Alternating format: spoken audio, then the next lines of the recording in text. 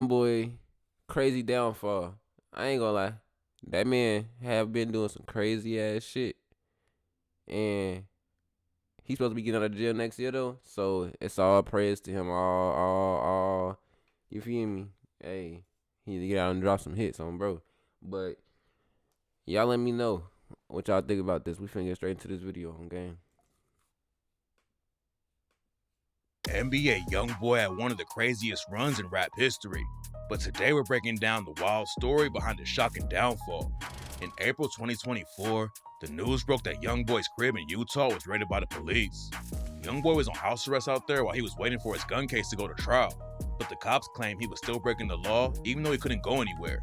The cops raided his crib and booked YoungBoy on over 60 charges for possession of controlled substances, weapons, and way more. Wait, hold the fuck up. How did he get booked for over 60 different charges? And he's still out. And he still got out of jail. Like, bro, how? How? How?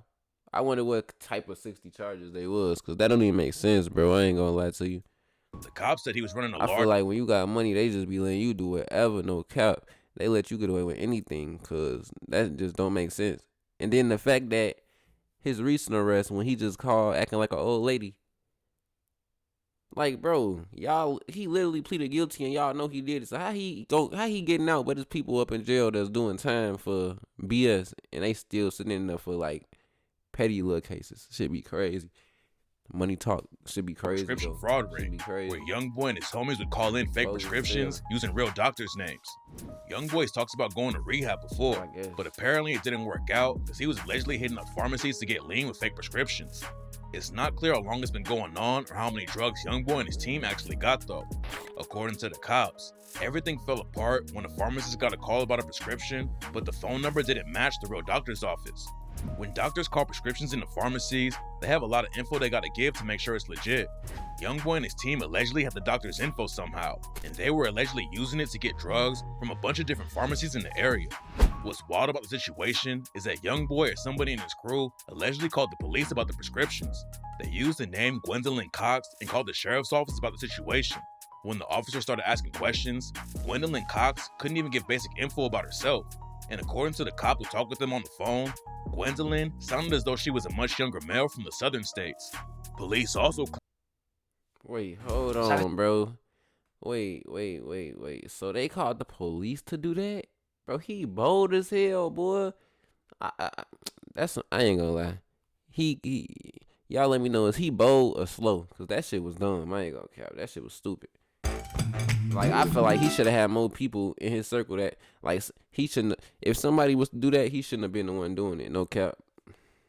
Also claimed that one pharmacy got suspicious after YoungBoy allegedly called him to fill a prescription, pretending to be a doctor, said the word asked instead of passed. Young and dumb the situation got worse for YoungBoy after some of his family got caught picking up a fake prescription while they were driving YoungBoy's whip. The cops called YoungBoy after they arrested his family members, and YoungBoy allegedly dry snitched on himself and told the cops that he knew about the prescriptions. The drug case is bad enough, but YoungBoy's dealing with so he admitted to it.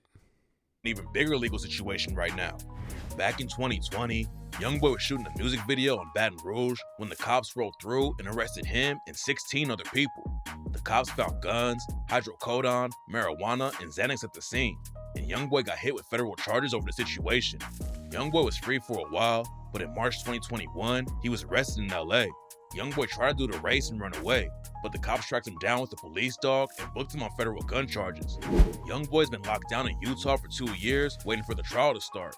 At first, they were going to keep him in jail till the trial and wouldn't let him out on bail because of his criminal record. But a woman named Kyrie Oliver, who was YoungBoy's teacher and mentor back in Baton Rouge, testified that she would keep an eye on him if he moved out to Utah. His legal team... Hold on, bro. Hold on. And they let him go out to Utah just because his old teacher said she'd keep an eye on him, so that's why he moved to Utah? What the fuck? Like, is you for real? On bail because of his criminal record. Where y'all get this info from? All to start. At first, they were going to keep him in jail till the trial and wouldn't let him out on bail because of his criminal record. But a woman named Kyrie Oliver, who was YoungBoy's teacher and mentor back in Baton Rouge, testified that she would keep an eye on him if he moved out to Utah. His legal team thought moving YoungBoy to the middle of nowhere would keep him out of trouble, so the judge agreed to let him out on house arrest with strict supervision. He bought a crib he called Gravedigger Mountain, and he's been there every day and couldn't even walk past his driveway without his ankle monitor going off. Being on house arrest in the middle of nowhere like that had a major impact on YoungBoy. His legal team asked the judge to let I ain't gonna lie. Being on house arrest anywhere got an impact on anybody. I feel like anybody that's ever been on house arrest already know how bad and bogus that shit is. Cause I remember when my cousin was on house arrest, we wanted him to come outside and throw the football. His ass couldn't even step out the house. He had to leave his phone on. Man, I think the furthest he could come outside, I think he could stand at the door. For you talking about. He could stand at the door. For you talking about. Like, shit crazy. She be bogus, boy. And the fact this nigga been on house arrest for, like, since, man, they said for the last 8 years is crazy. I ain't gonna lie. 8 years is crazy. That nigga Young Thug, hey, y'all let me know what y'all think about Young Thug. He finna be on house. I think, how many years of probation he got? Like 15? No, I thought he had like 50. Hold on. No. I think he got like 25. Y'all let me know, because I forgot. I don't even want to be sitting here capping on his name. Y'all let me know, because I literally just forgot. I ain't gonna way out so he could record in the studio. I know, but I forgot. Being confined to his home and unable to complete his employment obligations has led to great anxiety, depression, loss of weight, and sleep. It also looked like some good things were happening because of the house arrest though. YoungBoy started hanging out with Mormon missionaries who were coming to his crib. At first, he wouldn't let them in, but then YoungBoy started kicking in with them and said, "I wanted help very badly. I needed a friend." YoungBoy even said he was going to get baptized when the house arrest was over, and he opened up the video for his track, High Haters, with a quote from the Book of Mormon. YoungBoy also started the Stop the Violence movement while he was on Gravedigger Mountain and said that getting locked down on house arrest was the best thing that ever happened to him. YoungBoy started thinking about his music too, and he told Billboard, "Look at the shit I spoke about. Look at the shit I put in these people's ears. Man, I feel very wrong about a lot of things. How many lives I actually am responsible for when it comes to my music." A lot of people gave props to YoungBoy for the Stop the Violence stuff, but not everyone believed he was actually changing. Joe Budden called the whole thing cap. I low key feel like when you say shit like that, it be to a certain extent, because he say look at the impact he put on people with his music because of the accents other people made because of they listen to his music. It's like, bro, you making music based on the shit you went through in your life and how you overcame shit in your life and your trials and tribulations and your problems and your love life, all this other shit about your life, and you just sharing it with the world, bro. But you ain't even sharing it with the world. You really just venting to a beat and posting that shit, and they fucking with it.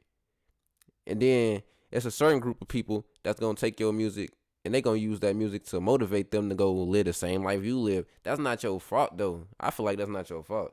That's their fault. They the followers, bro. If they want to go do the same shit you did, but you was smart enough to not get caught, and then they go do the same shit you did, and say 20,000 people go do the same. I mean, I guess, okay. 20,000 people go do the same shit you did, and they get their ass put in jail because they not smart enough to have their own brain to do what the fuck they want to do in life because they want to listen to your music and be like you. It sounds like they want to be like you because you cool or something. I don't know. I feel like that's goofy, but, like, I mean, like, that ain't your fault, though. I feel like that ain't your fault, bro. I ain't gonna lie. That's their fault. Them their decisions. Them their decisions, bro. I'll start there.